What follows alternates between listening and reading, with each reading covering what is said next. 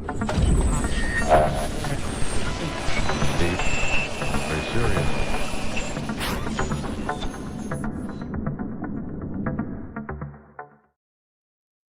Hello, everybody. This is Mentor Lawyer, and tonight I'm fine. I don't know what happened to my voice. I'm totally fine. Tonight we're gonna discuss the Donna Adelson case because right now, who's in trial? It's Donna Adelson, and so that's what I want to talk about. Donna Adelson. It is interesting that so many people are talking about Wendy Adelson.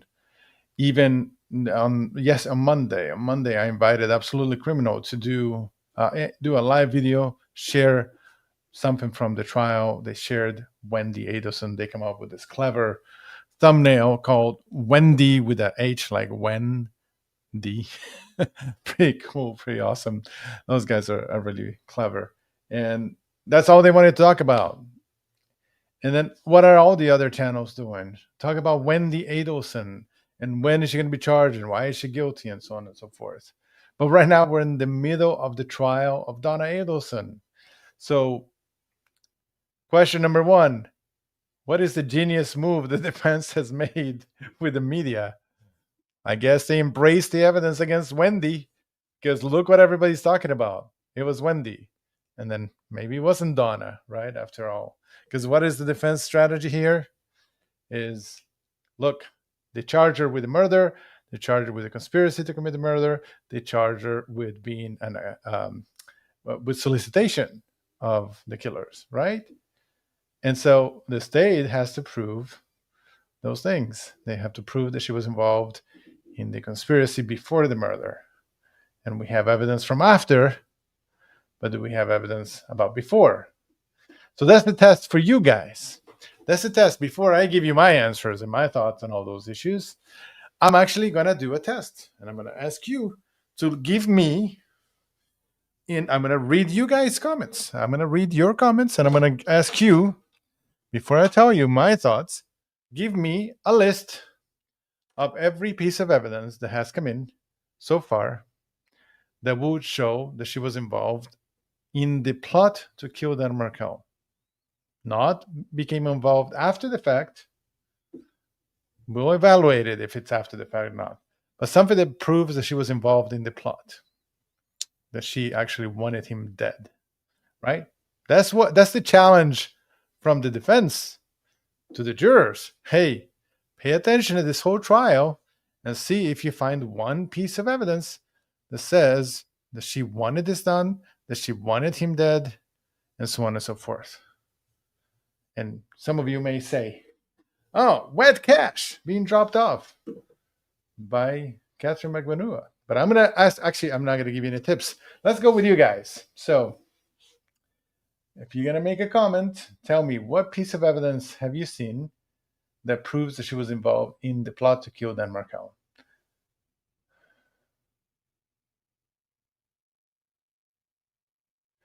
All right, let's see.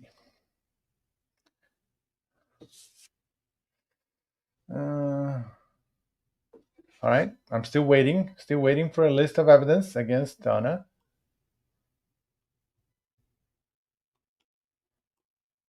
That's exactly, that's the genius move.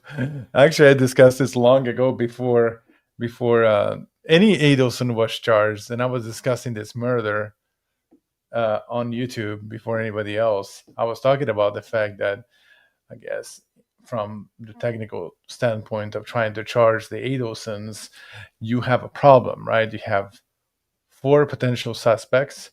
And so the question becomes, is it the 4 of them? Is it 3 of them? Is it 2 of them? Is it 1 of them?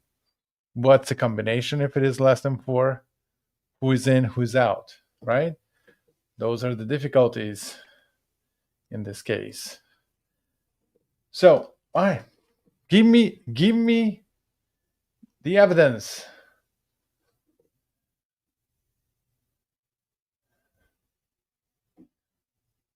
But if the strategy is to blame Wendy, why wouldn't she offer up more direct evidence to implicate her? You know, it's not her job, right? And in the prior trials, everybody thought Wendy was guilty. Everybody I interviewed, every juror I've ever interviewed, only 2 of them, but I interviewed 2. Both of them thought Wendy was guilty.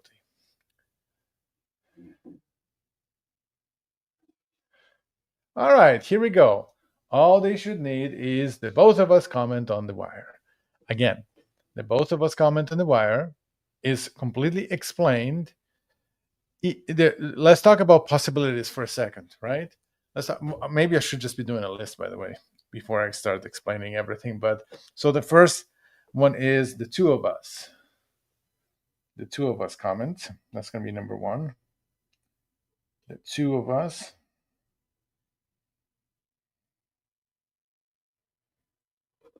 What's number two, guys? What's number two? Wendy threw Charlie under the bus. Okay. Donna referring to the boys as Adelsons before the hit took place. That's a good one. Okay.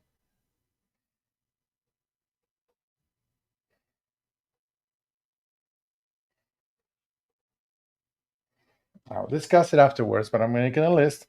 So Donna did referring to the boys as Adelson sons before murder. Okay. And then two, putting Wendy on the lease before the hit took place. I mean, that would be number three right now on our list. Putting Wendy on lease before hit took place. All right, so right now we have the two of us comment Donna Adelson referring to the boys as Adelsons, as a last name Adelson before the murder. Then also, I guess Donna putting Wendy on the lease at the luxury apartment complex before the murder took place. I guess since I already mentioned it, I'm going to throw in here Katie's testimony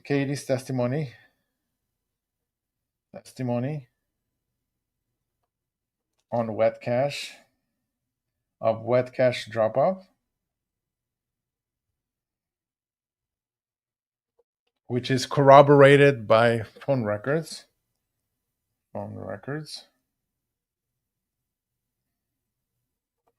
All right.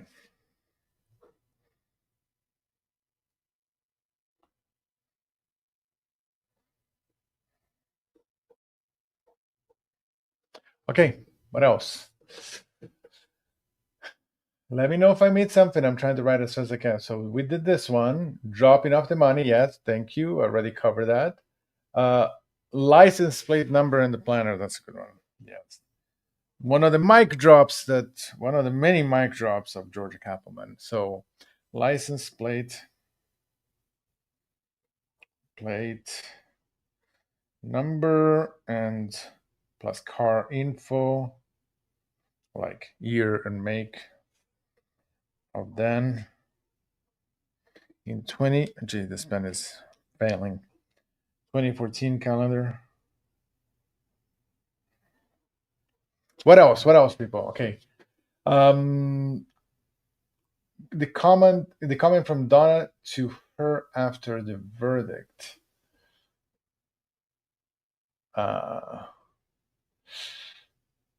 You mean something that was testified to today? Well, after the verdict, we know about, I guess we're going to put here, fleeing to Vietnam, so 6. Fleeing to non-extradition country, right?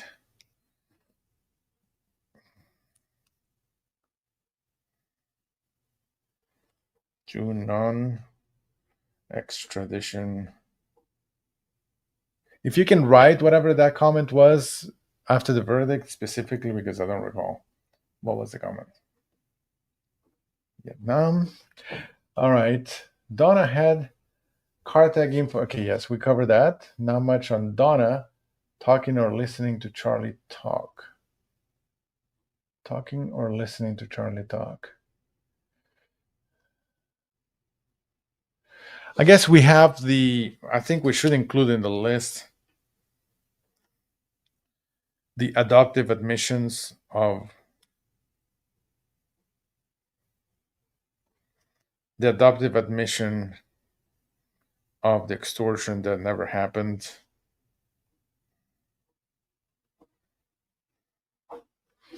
All right. What else? What else do we have?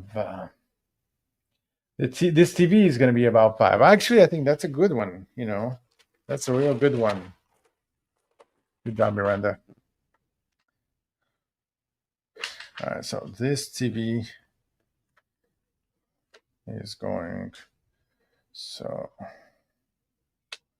to be about 5K. All right. What else?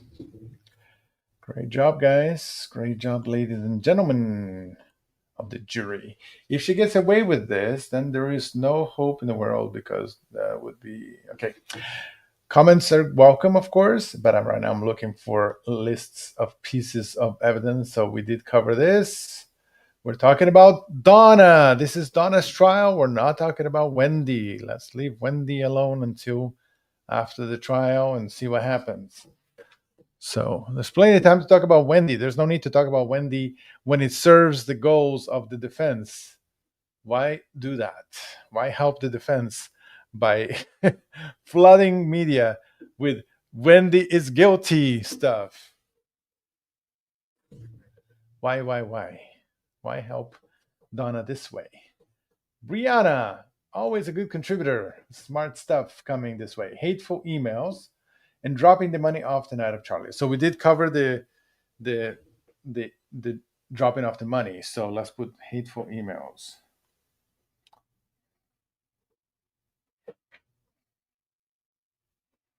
All right. Thank you. The voice of us is already on the list, but I appreciate it. Helping Wendy with her TV alibi, setting up. I don't remember, did they introduce evidence that it was set up by Donna? But that setting up Wendy's alibi, right? And you guys, check with me if I'm wrong. I mean, I don't remember every piece of evidence. I may not have been paid attention to every single second. Even when I'm in the courtroom, I'm sometimes chatting with you guys and I miss stuff. So setting up is Wendy's alibi.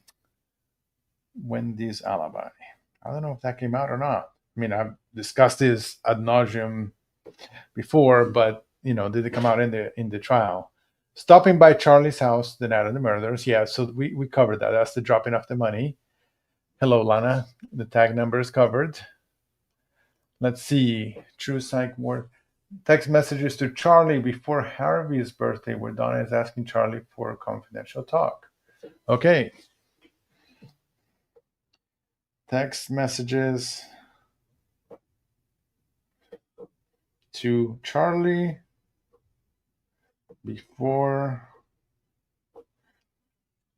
Harvey's birthday.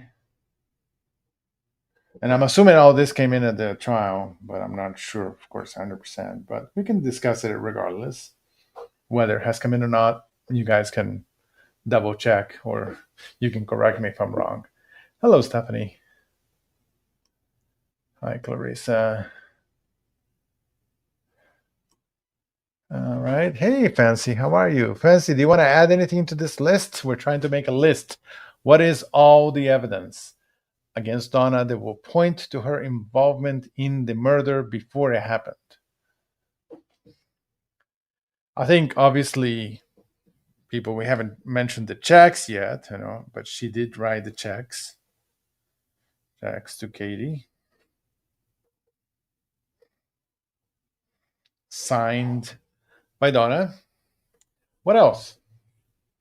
Jackson Rip Holmes, who has followed this case very deeply, has a list. Let me see. If Donna was involved, then why is she washing the money?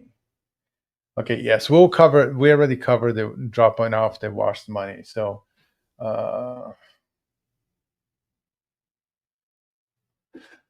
gonna get to you, Jackson, just a second. So I want to see if I missed anything. The phone calls were always a sequence from Donna. Okay, there you go. Okay, so this is something that I didn't do yet. The sequence of phone calls.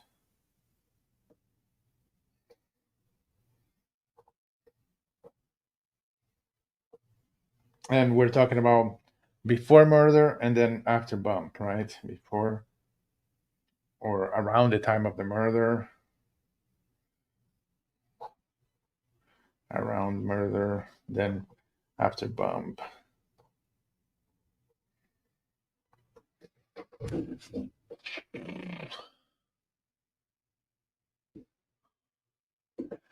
If Donna was involved, why is she washing the money? I would say the motive, that's covered already. I would say just her motive before his death. This was her last chance. Her only chance since relocation was dismissed. Okay, so it's relocation or death. So, well, just the motive we already kind of covered. I think that it's a given that she would have the motive in this case if she wanted to do it. I mean, if she had enough reason for an illogical decision to hire a hitman to come from her. So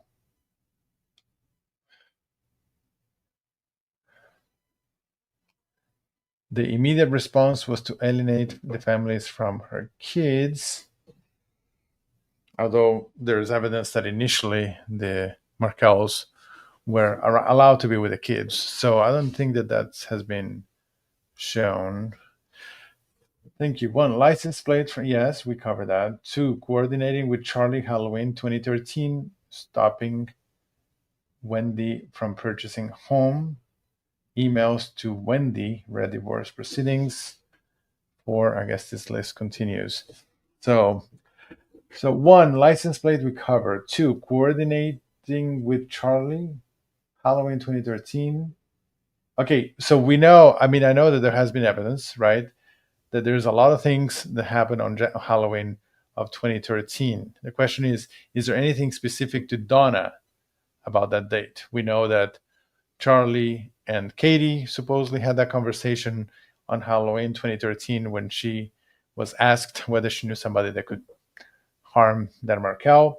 We know that Halloween is a significant date for Wendy because a year earlier, she and Dan Markel had a big argument, I guess, over what happened at Halloween. And I think Dan Markel was pretty mad at Wendy because she didn't go to the party that they had agreed to go to.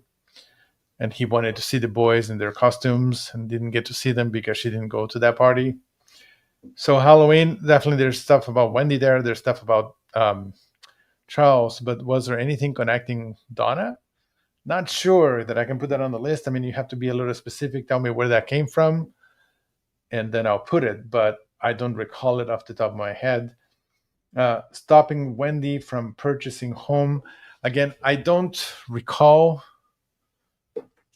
if that came into evidence and from whom. I mean, I have heard of this before, but can you please, if you don't mind, Jackson, just tell me where that came from so that I can double check it? But I'm going to put it on the list here. Stopping. I'm going to assume that it came in, and I don't have a date either, so I don't know how I can analyze that. Wendy from purchasing. I mean, I did hear evidence that Wendy didn't purchase a home, and she claimed that it was because she didn't have enough money because Dan Markel failed to pay what he owed her, which by the agreement he did. He did not pay her, and then he later argued that he didn't pay her because she committed fraud on the court. So was there any evidence that actually suggested that Donna asked Wendy to stop? Because the evidence I heard was that she couldn't afford it. That's what, even if it is a lie, because obviously, they had a lot of money. So even if that's a lie, that's what Wendy said. So is there any evidence from anywhere else that would tie Donna to that decision by Wendy? Was the question about Donna's guilt? Donna, yes. All right, we're asking for all evidence, direct or circumstantial, that you have seen that indicates and proves or helps prove that Donna Adelson was involved, not as an accessory after the fact, but as a killer, right? That she actually was involved in the decision to kill Dan Markel and helped hire the hitman or pay for the hitman or did anything of the sort with intent that he would be murdered. So that's the defense is going to be, yeah, there's a ton of evidence about motive, but it is misconstrued because things have gotten better. The defense is going to say there's a lot of evidence about motive, And there's a lot of theories about pieces of evidence, but nothing that clearly indicates that my client wanted this done before it happened, right? So even, for example, if she paid after the fact, if she helped pay after the fact, she helped write those checks at the directions of her son and didn't disclose any of this to law enforcement, would she be an accessory after the fact then, had she not, for example, been involved in the decision? Because if you think about it in the big scheme of things, right, and we had discussed this way before anybody got charged, there are possibilities. There are possible scenarios here that involve just one or two Adelsons involved. And it could be, for example, just Charlie all by himself deciding to do this because he couldn't stand his mom, all her complaining and wailing about Tallahassee and how her daughter is stuck in Tallahassee and how she wants to be close to those grandkids. So Charles could have done it as a superhero. That's one option. Another option is Wendy could have done it and fooled everyone and blamed everyone else in the family, but it was her. There's the third option that it was Donna, but I don't think anybody thinks that it was Donna by herself, right? So I think it's either the head of this thing for most people is either is Charlie or Wendy. The evidence suggests that Charles was involved, right? We have Katie, the direct connection to Katie, his girlfriend, and all that stuff. So Donna could or could not be involved, right? It's possible that the decision was made between Charlie and Wendy, for example, right? That Charlie would only check with Wendy. Hey, listen, there's the hitman option that I can keep joking about, but maybe we can make this a reality, right? And mom will be happy, dad will be happy. It'll be our gift to them for their birthday. Okay. And we do it this way. We'll just, I know some people, I'll hire somebody, I'll make it the right way. I'll put somebody in the middle in between us and the killers. I got this great idea how to do it and it's going to work. They could have done it without mom, right? So that's the question. So can the state prove, does the state have any evidence of her involvement beforehand? And so what we're doing is we're doing a list of all of the evidence against Donna that has come into the trial. Now, I'm not affirming that everything that's on this list has come into evidence, because I think that almost everybody who's here on this chat, who is here watching this video, has been with me on this case for years and has a lot of knowledge about this case and probably can't differentiate between what has come into evidence and what hasn't, and compared to prior knowledge from this case, from Charlie's trial, from other situations. Obviously, we got to focus on what has come into evidence in this case. Anything else to put on the list? Outside your house, yeah, so that's mentioned, the money drop off.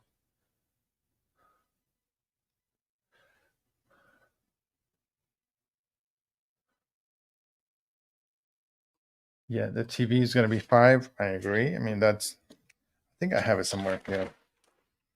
Yeah, it's already on the list.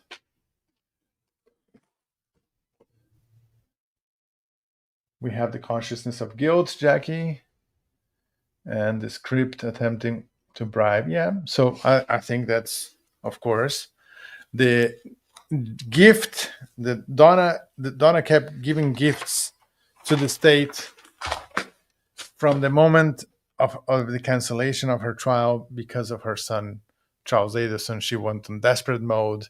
She went hunting for potential witnesses. So the script to Drina. Well, if we're going to talk about informants, then the confession to, at least it was to Patricia Bird, and the way that the prosecution got away with asking and get an answer from Patricia, that we heard that today in the morning in the arguments for the judgment of acquittal. The prosecutor was arguing against it, and she said, look, I asked the question, I confirmed it on rebuttal. that she admitted to you that she's guilty of the crimes that she was charged with, right? So just by that question and answer, and she said yes, just by that question and answer, there's like enough evidence right there to survive a motion for judgment of acquittal, right? Just that by itself, right there, saved the state the day, even if the judge was considering, which I doubt that he was, but that basically sealed it for the defense. Hey, Elias, how are you? All right. Anything else that people want to add before they hit Donna asking Charlie about the 70th birthday party present, and then telling delete this message? Did this come in during this trial? And if so, let me know. Did it come in through Corbett? Because I do remember that from Charlie's trial, but maybe I didn't watch all of Corbett's. I don't remember this coming up. So did it come up? Can you let me know, Sandra? The chain of phone calls to Donna, Charlie, Katie, Sigfredo back again. Yes, we discussed that. Yeah, that's the same thing. See, this is something that has not come in. Okay, maybe they're removing the art. Yes, removing the artwork from the walls, but that has to do with Wendy. So we're talking about Donna Adelson, not Wendy.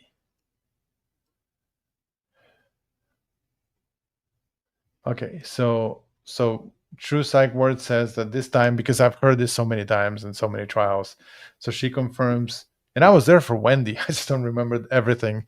I even did a video about it. I edited it. So Donna set up the TV repair guy. Okay. And I think, yeah, I remember there was testimony that this was supposed to be Charlie's gift, but Donna bought it and Charlie was going to pay her back. So because Donna bought it, it wasn't her name on the warranty. So, all right. So here's number 4 from Jackson. It's Katie's testimony. Okay, we covered that. We covered this one. The TV is 5,000. Unhinged emails to Wendy. Yes, and that all goes to motive. We already kind of covered that.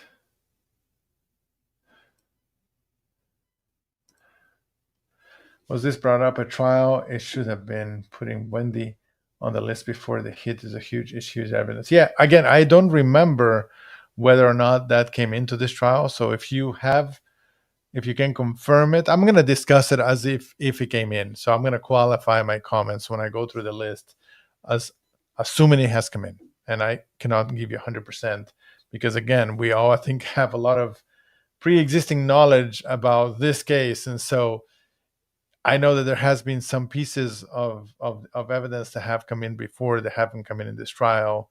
So it's easier to confuse. Like, for example, the whole thing about the fact that Sigfredo Garcia called Katie and then Katie said, we already know.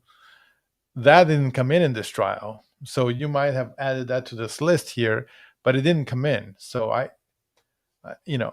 I'm just talking about what we all think has come in, with a qualifier that it has to be double checked and triple checked. And this is just a discussion between us, and the jury will only consider whatever has come in. Yes, we covered that. It's the two of us comment. Donna telling Charlie that Sammy mentioned an ex-girlfriend when in fact he said Katie. Yes.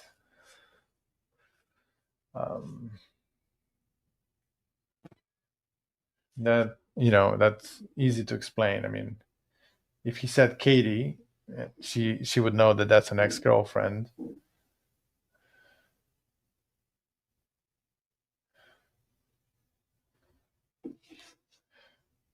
And she already had done the checks to Katie, so she knew that whatever this was, an extortion or whatever it was, it involved Katie. So, all right. So I think I'm pretty much good. I think everybody's just repeating stuff that we already covered. So then I'm just gonna go through the list real quick.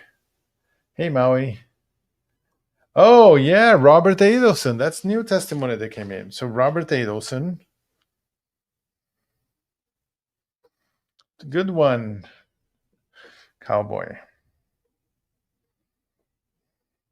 So can you guys remember specifically what did he say? Basically, just that Donna had no interest. Donna no interest in who did it. All right. Donna telling June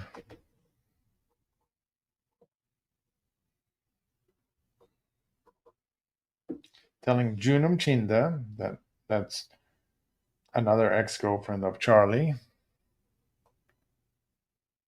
that Dan was hunting her from the grave.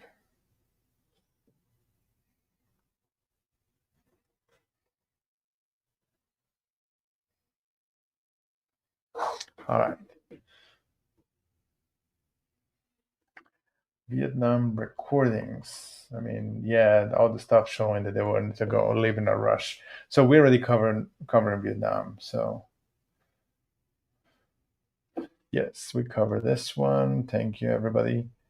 Fleeing to a non-extradition country, we covered. What was the weird time that Donna told Charlie to erase a text message? Yeah, I don't remember if he came in at this trial. This whole text message erase about the gift. Or about wanting to talk in private. But if he did come in, I will discuss it because it's on the list.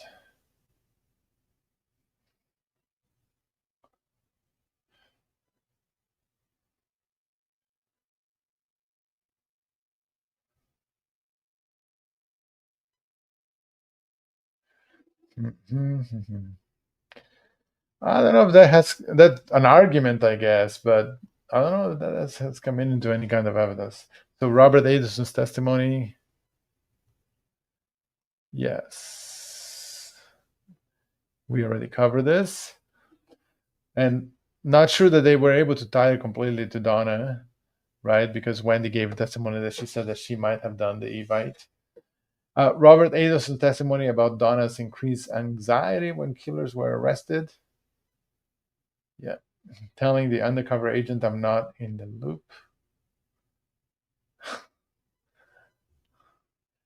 So that was the call, I guess, the call after the fact when she called the undercover agent. Yeah, that was a good one. Yeah. So Donna. So this is also Robert.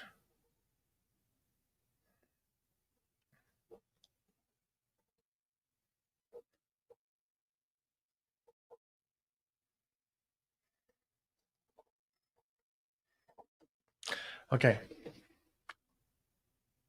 Adoptive admissions is on my list. TV call is on my list.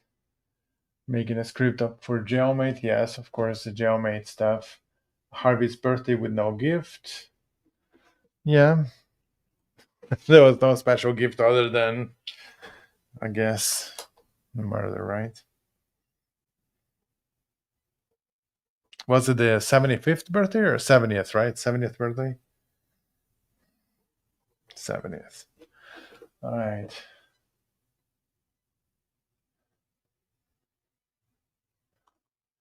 Yeah, I mean, it says your brother. Your brother. It doesn't say we protected you for years. Phone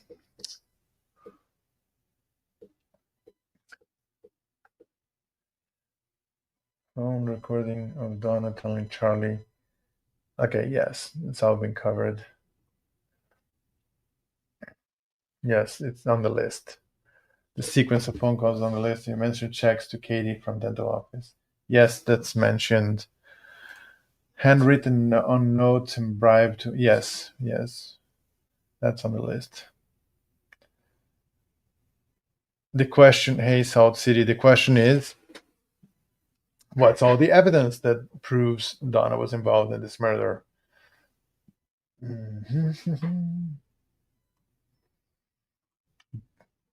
Telling Rob Edison not to talk to the FBI.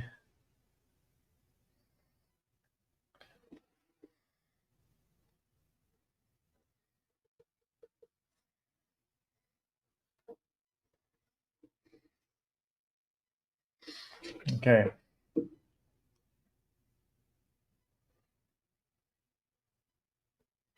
All right. So maybe there is some evidence connecting the Evite to Donna.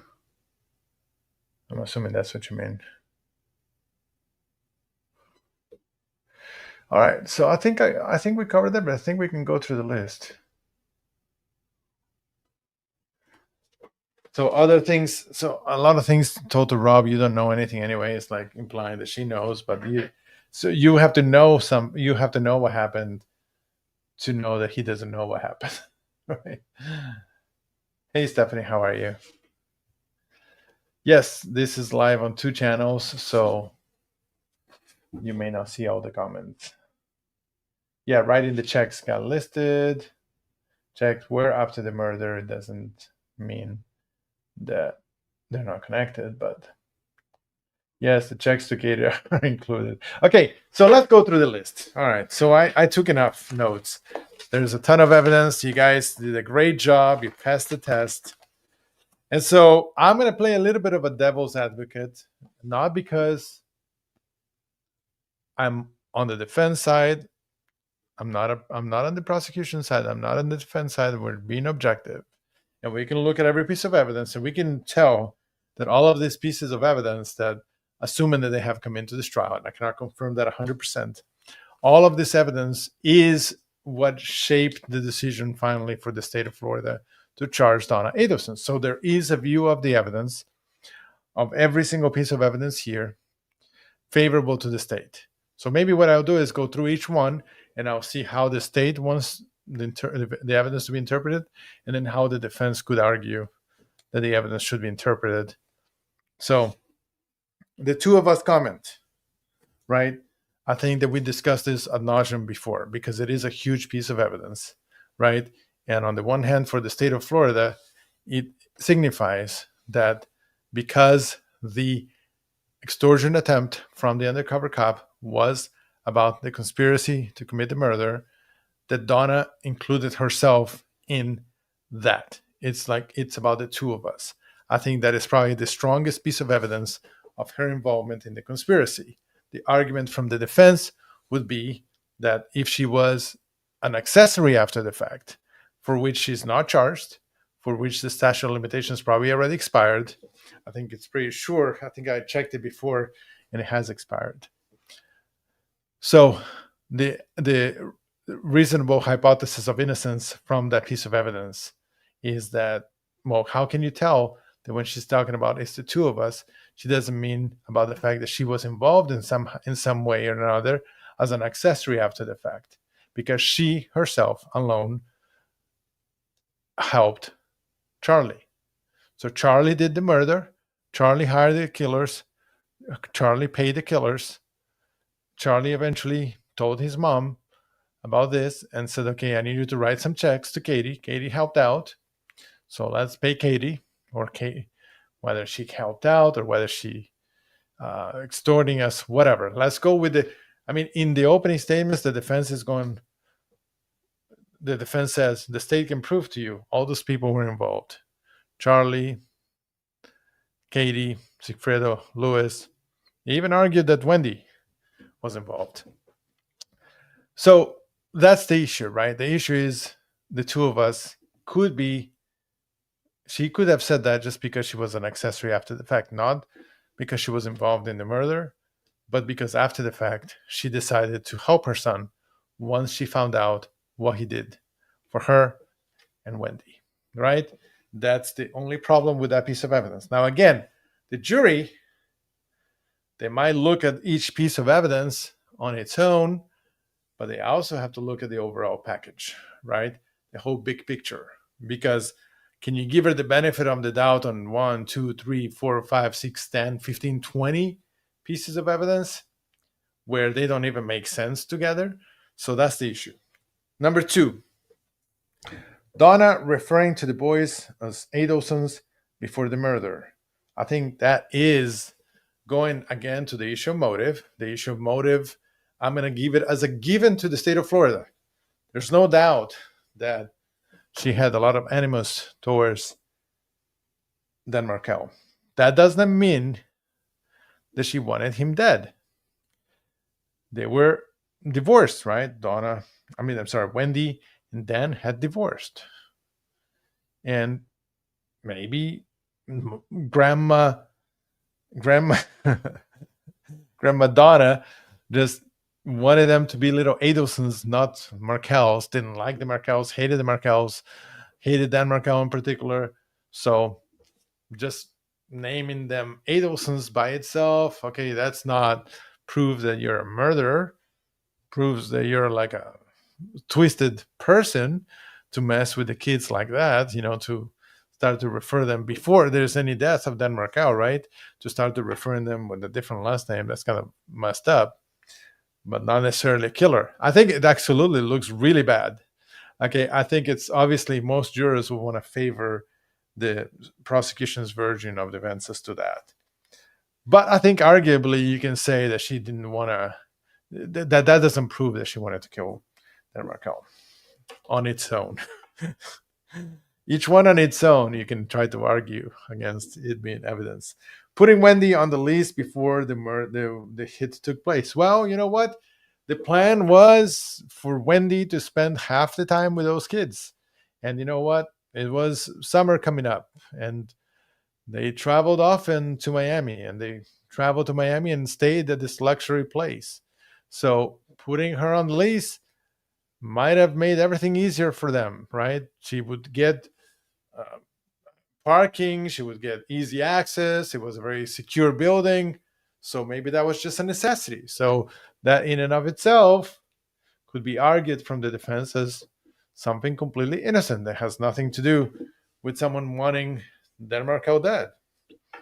From the prosecution side, the argument's going to be, I don't know why I got like that, but the argument from the prosecution side is going to be they rented this place and planned this place to be the place for Wendy and the kids to move to South Florida. So they were pre-planning this murder. They already were expecting Wendy to move down to South Florida with the kids. So they wanted them to be in an awesome place so they could easily forget about their father, right? So the kids, let me see if I can fix this. Maybe that will do it. I don't know. Anyway, I guess you guys are just listening anyway. So if I don't look great, that's okay. So that's the each side can put a little bit of a different spin to the evidence, and so prosecution will say this was all evidence of pre-planned murder, that she wanted Wendy and the kids to move to this beautiful place, to entice them to move right away after the murder, to have them secure after the murder, maybe because they thought there might be some attention from the media or so on and so forth. So all pre-planned. And on the defense side, there's going to be, we always dreamed of having this place. We got it for our, the reason why Harvey didn't want the birthday gift is because that was kind of like the gift. We're going to live the lifestyle of the rich and famous for a whole year on his 70th birthday year. And yeah, we were going to have our kids come over as much as they could. We will welcome Robert if he wanted to come. Obviously, Charlie would come often, and we wanted Wendy and the grandkids as much as possible down in this beautiful place.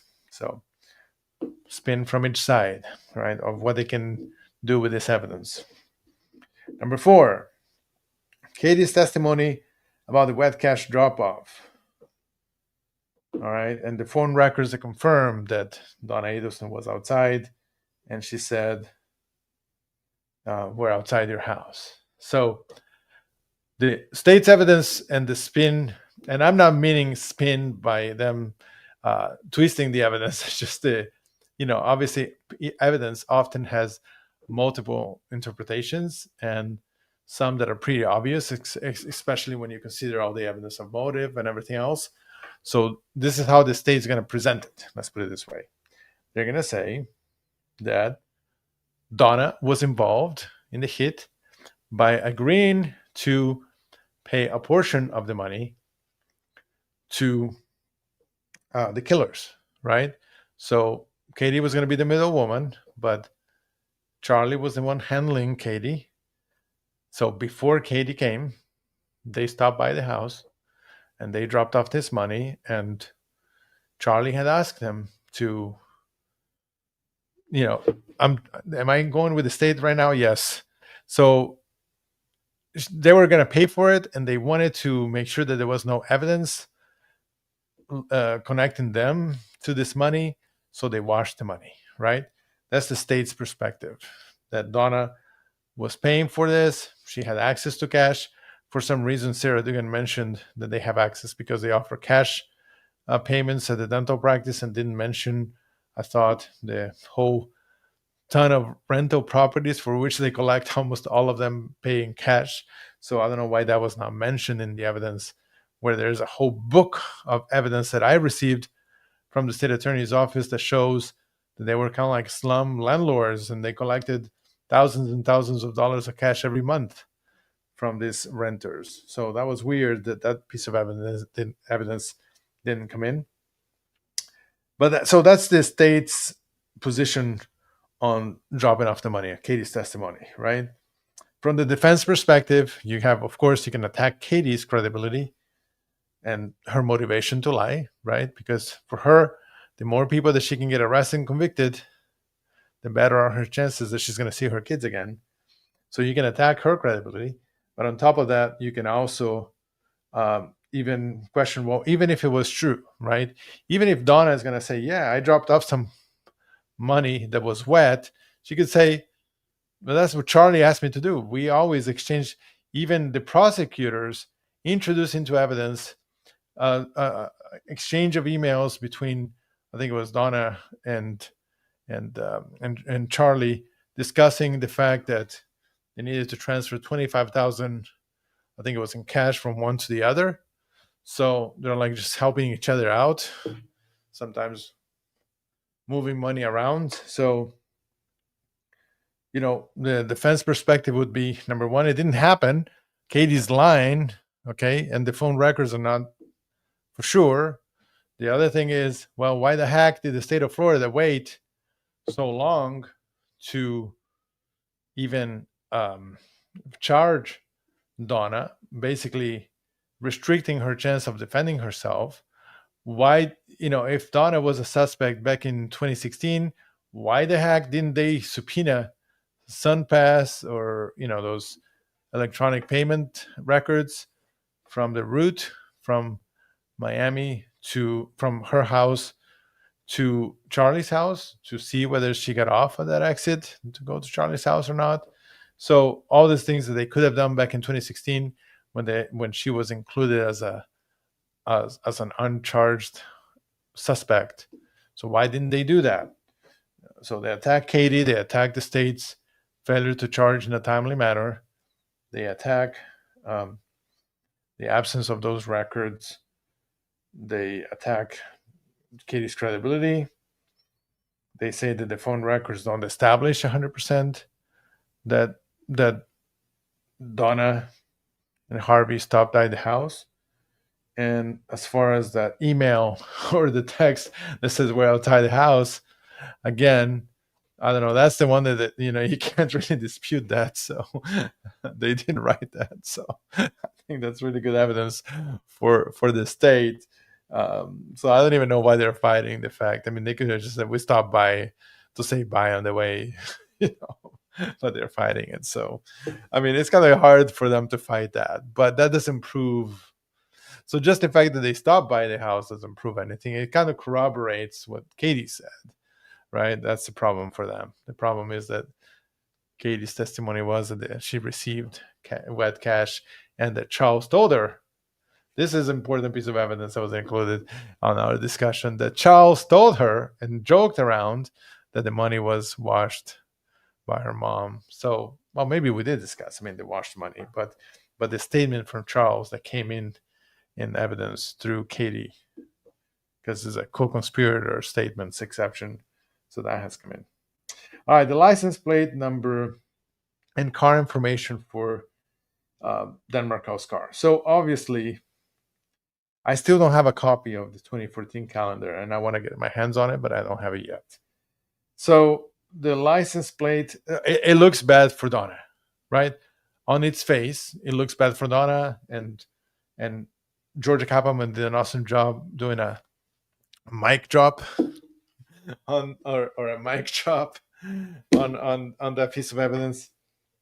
It's like she says, okay, so that this is the information is on the calendar and it has the license plate, excuse me, for that Markel's car, and that's the same car and same license plate for the car that the killers were following the Markel around town. So yeah, it is a good piece of evidence for the state, and of course the argument from the state is going to be that demonstrates that Donna Adelson had collected this information and saved it so that she could include it in the envelope that she gave, according to Katie, right? And didn't any evidence of the envelope came in this time? I don't remember.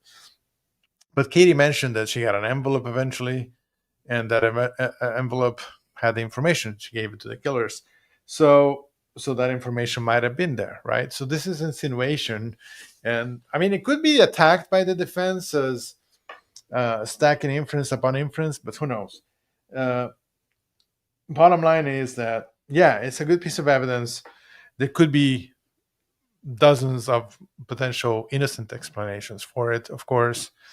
So why, there's Wendy's car right above it and has no license plate, and then Markel's car right below it's the next one mentioned with the license plate. It looks bad. It looks bad.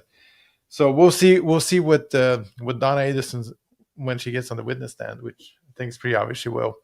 What is she going to say about that? Okay, she was probably going to give some kind of innocent explanation, and the question is going to be credible? And the problem is that the more you have to give explanations, the more you're going to suffer, because if you give explanations that don't make any sense for some stuff, like for the reason to travel to Vietnam, then your other explanations will be infected with your lack of credibility from other answers. So that's the problem when you don't give straight answers, and you do not admit and own to the things that are so obvious. All right, so I think it's a good piece of evidence. It's circumstantial, but I don't think it's like super solid, right? As to, well, she had this information in the calendar, so therefore she must have done it. I mean, we don't know if anybody else had access to the calendar. We don't know if Charles Anderson had asked her, "Hey, listen, I'm doing something, and I need to have his car information and tag number. Can you find out?" And then she put it on her thing and then gave it to him later without knowing what the heck Charlie needed it for. Who knows? I mean, there could be explanations, right? That's the problem. But it does look good for the state, I think.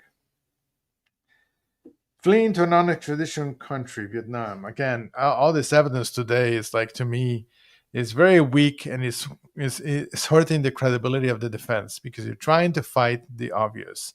The obvious is that this woman was making plans to leave for a long period of time. She was making arrangements for other people to help with finances, with all these different trusts, with all these things. She was doing research about non-extradition countries. And here they are trying to use their friends to argue that she was going to come back a couple of months later for a bar mitzvah. I mean, come on. In the context of everything, they were devastated by Charlie's conviction. The statements where she says that, you know that I'm next, but I'm not going to let it happen, right? I mean, this is like, why are you fighting this? Why aren't you, like, from the defense perspective, is why aren't you doing the obvious, right? Giving it a spin that is actually making some sense. Yes, it's not because I'm guilty, but because I felt that my son was wrongfully charged and convicted. I don't think that I would get a fair trial in Tallahassee.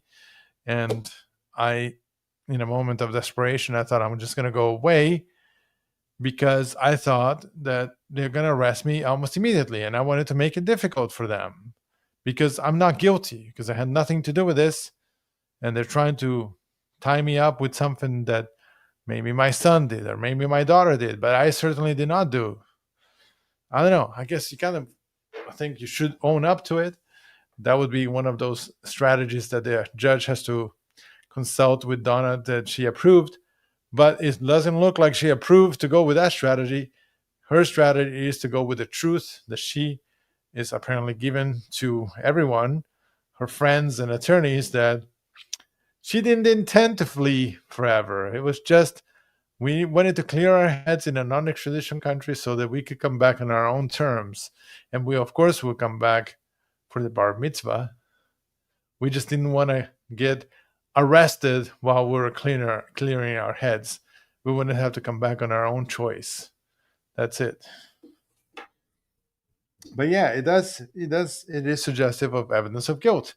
And then the other argument from the defense is, well, she's not a lawyer, although she has 50 million lawyers, right? She's not a lawyer. Maybe she thought she was guilty for the accessory after the fact, but not for the murder and stuff, right? So she was fleeing because she knew that she had been involved somehow as an accessory, and that would get her in trouble, and she would be facing improper charges, but she had done something. So she was guilty about the fact that she did help after the fact, but not about the murder itself. The adoptive admissions, the extortion, I think that I discussed in a different video a few nights ago, a huge ruling in favor of the defense by Judge Everett, where he, in essence, allowed the state to present evidence of Donna Adelson, in essence, agreeing with testimony of Charles Adelson at his trial, where Charles Adelson is given explanations of what happened that included him being the victim of an elaborate extortion scheme by killers who came on their own volition to Tallahassee to murder Dan Markel. So the adoptive admission ruling from Judge Everett is exactly that the state of Florida can introduce evidence of Donna agreeing to what Charles said. So they introduce the emails or texts between Wendy and family members or friends, where she's talking about finally the truth is coming out and so on and so forth, which flies in the face with the opening statement, right? So it seems that the defense did not expect adoptive admission as a concept at all, didn't anticipate that the state of Florida would try to introduce that or would be able to introduce that. So I think it's a big fail. That's my opinion, but it looks like because it flies into the face of how the opening statement was presented. And that's why this weekend, last night, I think it was, I republished the opening statements and did a revisiting the opening statements video because of that, because I wanted to listen again. And yeah, I'm pretty convinced that they did not expect that evidence to come in. And the question is, are they going to regroup it anyway?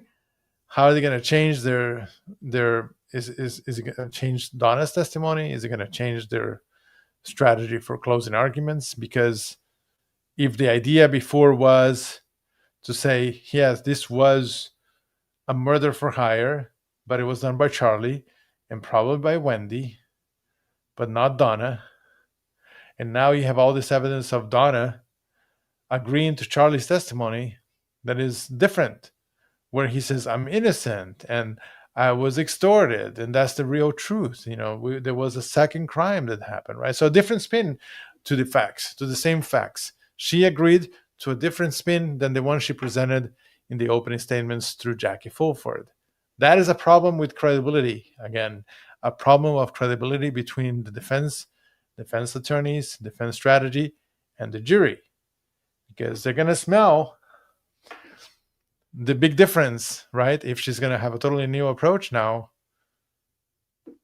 But this evidence has come in, and I don't think they have adapted well to it yet. We'll see. We'll see what they're going to do. But the adoptive admissions is big because of how the opening statement was presented. Had they gone with the other strategy that many people thought that they would go with the strategy of she wasn't involved in the planning, she wasn't involved in anything. After this murder happened, her son came to her within a couple of weeks, told her that he was extorted, and said we have to write all these checks to Katie, right? If they had gone with that defense, then all the stuff about the truth came out and all the stuff would be consistent.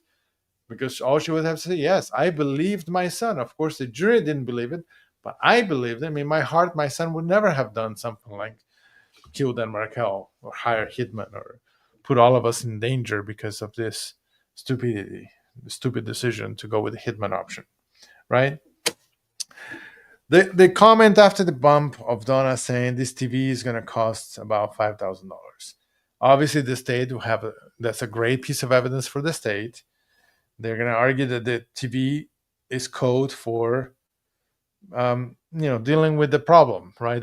Dealing with the Dan Markel problem up there in North Florida, right?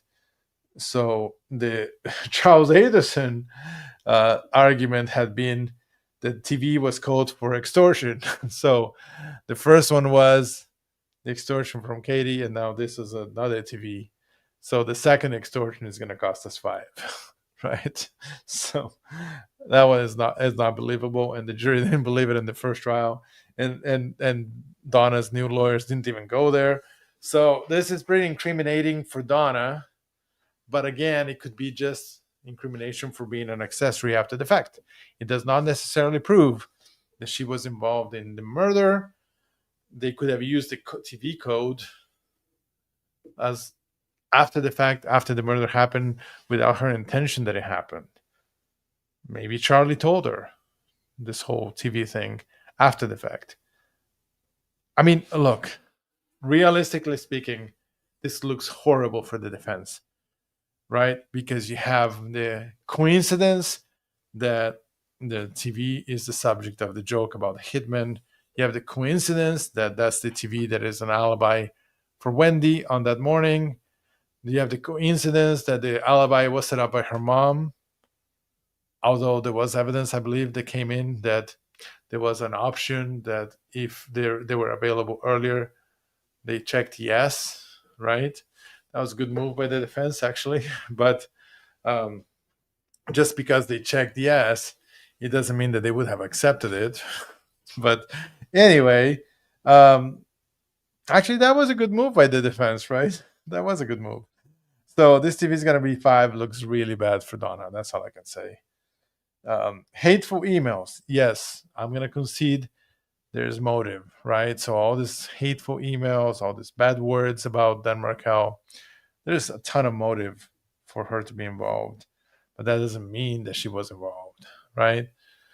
I mean, it could have been, there's a possibility that her son did this because he was sick and tired of his mom whining nonstop about losing to Dan Markel, right? That's possible. That's all I'm saying. Setting up Wendy's alibi, we kind of just discussed that. It does look good. It does look bad for all the reasons stated a minute ago. Text message to Charlie before Harvey's birthday. I don't remember if he came in, so let's assume that it did. I don't remember he came in about this in this trial, but if it did, yeah, there is some evidence. I did see that there's some evidence, some discussion going on in this trial about whole Harvey's birthday party. I remember Robert Adelson being asked about that there was no birthday gift. So that is circumstantial evidence, but I'll put it on the weaker side. I mean, yeah, I guess the argument from the prosecution will be that the big gift for Harvey for his 70th birthday was to get his daughter back and to get his grandkids in South Florida closer to them so that Donna could be happy, right? Happy Donna means happy Harvey, right? So that was a birthday gift to him to make Donna happy. So that's his birthday gift, right? I mean, the state has a good argument there, but it's not absolute proof, I would say. The checks to Katie, again, yeah, they're a very strong piece of evidence for the state of Florida, absolutely. But they could have been done as an accessory after the fact. She could have been approached by Charlie after the fact. So if we set aside the whole thing about dropping off wet money, let's say that the jury rejects that testimony from Katie, rejects that evidence. Let's just play devil's advocate here. So let's say the jury disregards the wet money. So what about the evidence of the checks? It's undisputed that Donna Adelson wrote the checks to Katie, the middle woman. and it's undisputed. I mean, in the opening statements, they don't even mention extortion, right? So this was for the murder. So I guess the only spin that the defense can do is, hey, at most, I was an accessory after the fact. My son told me what he did. And I said, okay. And he told me he was going to pay her, put it on the payroll. I thought it was stupid, but he was my boss. And I did what he told me. And yeah, I never turned them in. And I guess I was an accessory by protecting them and helping them by writing those checks. But that's all I did. I never intended for any murders to happen. So that's the spin that they can do. And it's only going to work if the jury rejects the wet money. I think the wet money is a big piece of evidence that if the jury accepts that, then it's like you are going to be guilty. So if they accept that, she's guilty, pretty much. There's no doubt, right, guys? Uh, Sequence of phone calls before and after murder, and then around after the bump. I think it's very strong circumstantial evidence of involvement in the murder. Considering, I think it's not in and of itself, it's not proof of anything because all these people communicated with each other. But if you look at it, and they did a proper analysis in long enough time, and it always concentrated around the trips to Tallahassee for the murder, so on and so forth. The only problem with that is freaking Katie. Why is she so bad? Why can't she just talk?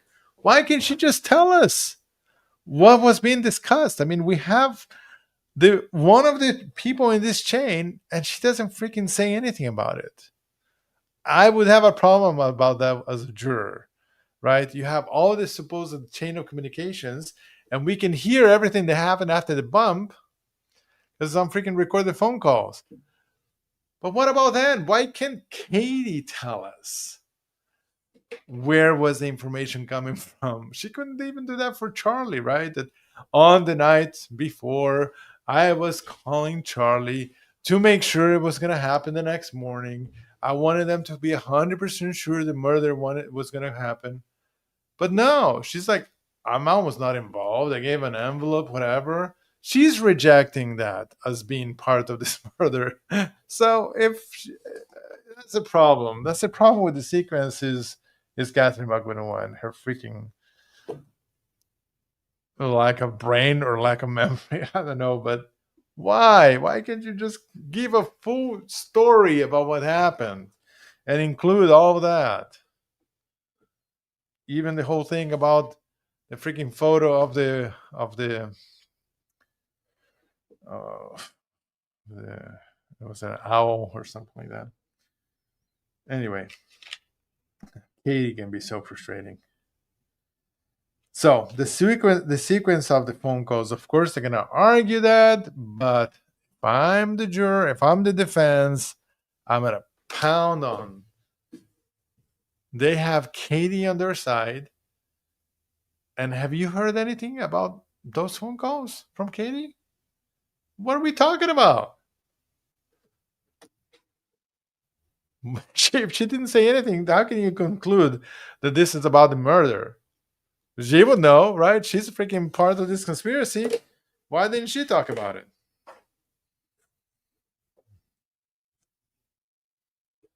Of course, the sequence of who calls who after the bump can be explained away with the fact that she was an accessory after the fact, that she learned about the whole conspiracy after the fact, and that she only had contact with her son, so she called her son. All right. We still have more on the list. Okay, well, obviously the script to Drina, pretty incriminating. I mean, that's a question for the jury. What they're going to do with that? Are they going to believe, a lady who's trying to get a deal from the state? Okay, but I mean, if it's believed by the jury, that is a huge piece of evidence against her. She's trying to influence the outcome of this case, consciousness of guilt. So horrible. And of course, if they believe the testimony from one or both of these ladies that she confessed to them about what she did, I think Patricia qualified it by saying she didn't want it to go that far. So it was a little bit unclear. But then on rebuttal, Sarah says, well, she confessed to you about being guilty of what she was charged with. And the answer was yes. It wasn't the strongest of testimonies, like details. Uh, so I think in the overall scheme of things, there's a lot the defense can do with that. And they're trying to attack the testimony through some of the witnesses today. So it's a toss up as to whether or not the jury will believe that. But obviously, if they believe it, she's cooked. Right? If they believe those two ladies, Donna is cooked. But they get to decide, not us. Robert Adelson was a good witness, said a lot of good things that would help the state, again, to prove her involvement. But all of that can be explained away by Donna having learned almost immediately after the murder from her son, Charles, about what he did and her just being an accessory. So all the things that Robert testified could be 100% true, and she would still be only an accessory, and she would feel the same way and would talk the same way and would make the same kind of comments to him being an accessory, and she's not even charged as an accessory. So that's the problem. That's the argument that the defense is going to try to make.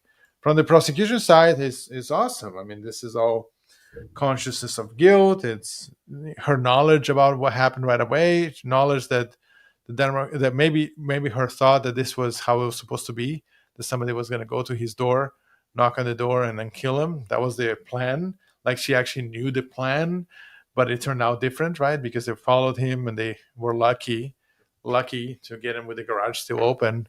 So then they just shot him through the door. But there have been a lot of murders like that, exactly where you go, somebody goes to the door, knocks on the door, says, "Are you Dan Markel? Or are you so and so?" Boom, shoots them. And there have been, I know of a case, I think it was a judge, prosecutor. So those kind of murders do happen. Maybe that was the plan, right? That's very incriminating. If the jury, that is very incriminating, right? I think that the jury will accept everything that Robert Adelson said. I don't think that the cross-examination of him was effective. There was, of course, a slight variation of what happened and what she told him, right, about this knocking on the door. But yeah, I think it's a strong piece of evidence for the state, no doubt. And I think it is indicative of involvement in the conspiracy and the murder. So whether the jury will go that far with it, that's up to them. But if I were deciding, I think that it would be enough to make me think she was actually involved in the whole thing. The counter argument is that she learned after the fact what the plan was. All right. The things that she told you in Umchinda, again, the same issue. If she learned a couple of weeks later that this was done for her, like Charlie tells her, "I did it because I wanted you to be happy," Dan could still be haunting her from the grave because her son did it, or Wendy and her son did it, or just Wendy, or just or Charlie. I guess she thinks Charlie was, of course, involved per the opening statements, and she thinks maybe Kate. I mean, that's what the presentation to the jury is, right? That Charlie was involved and that Wendy was likely involved as well. Like I said, defense strategy has been to embrace the evidence, to embrace what other people have believed in prior trials, right? That the state has proven Charles and Wendy guilty, because many people have thought that, and to then try to distance Donna from this crime. So all the things that she told Robert, I think, were powerful and indicative of her involvement. The whole thing about the no gift on the 70th birthday for Harvey, telling Robert about how he was killed, and this was, I think, way before anybody knew any details. Telling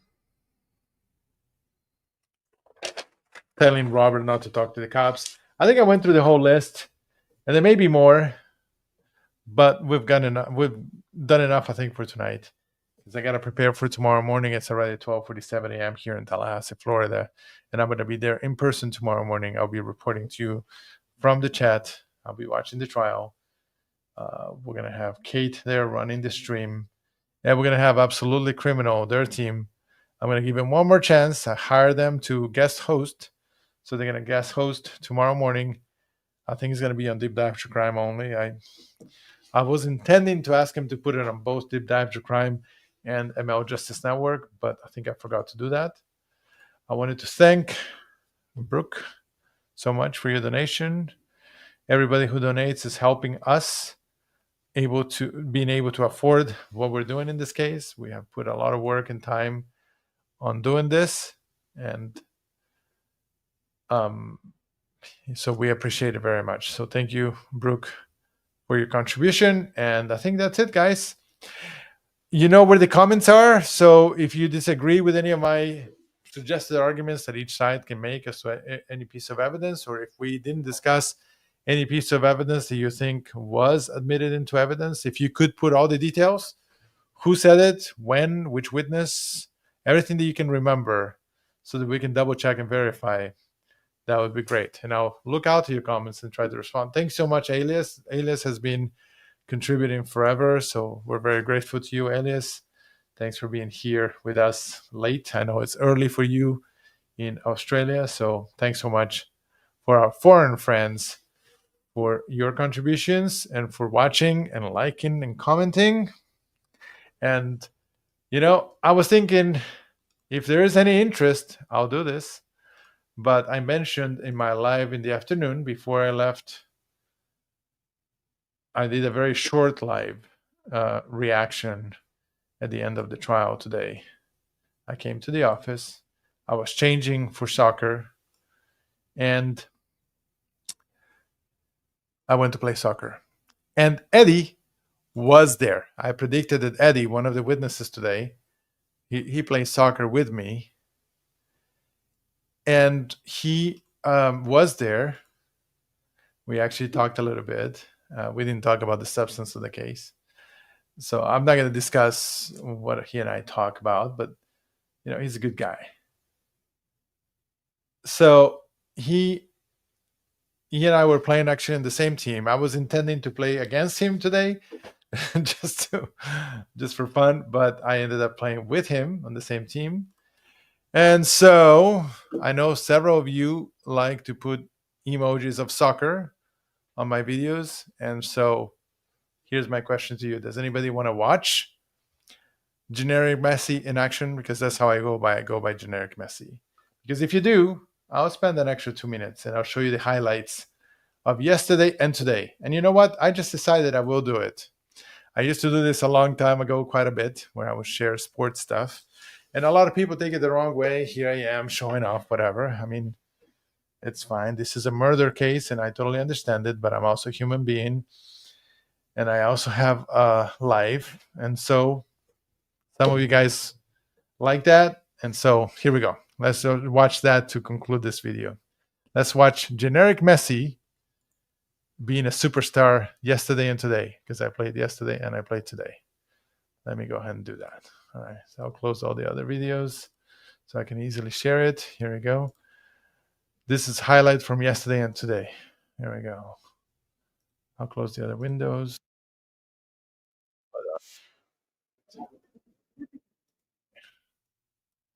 Let me put on high quality video. Yeah, it's on 1080. Okay. Film with my iPhone. So let me share that. Let me get alias out of the screen and I'll put that video. I'll put it on full screen. And then that's how I'm going to close, guys. Thanks for watching. I'll see you all tomorrow morning. Is it showing? All right, here we go. That's Generic Messi in action today. On the big field, not so much. What's the score? Huh? We're being destroyed. The score's not as bad. The score doesn't tell the score. We're ahead. It's just 2-1. You know what? We're losing now. So yeah, they set that up. Yeah. Shut them out down there. Somebody pass me the ball. So it's me against 1, 2, 3 red guys. Uh-oh. What's happening, guys? You cannot handle just generic Messi? Guess not. There goes generic Messi. Easy goal. All right. We're ahead. It's just Golazo by generic. Oh, you know what? We're losing now. Yeah. So that was today. I have one more from today. Generic Messi. Here's the second goal. We're already playing 7 versus 7 there. And this is from yesterday. All right. Yep, that was yesterday's goal. Well, now you see why they call me generic Messi. Well, they call me generic Messi because it's the name I came up with because I'm a big Messi fan. But anyway, they play along with my generic Messi stuff. That was from about 40 yards away. On a smaller goal, not even the full goal. This is like a smaller 9 versus 9 goal. All right, guys, that's it. Thanks for watching. Yours and true and only mentor lawyer, aka generic Messi. Have a good night. Bye, everybody.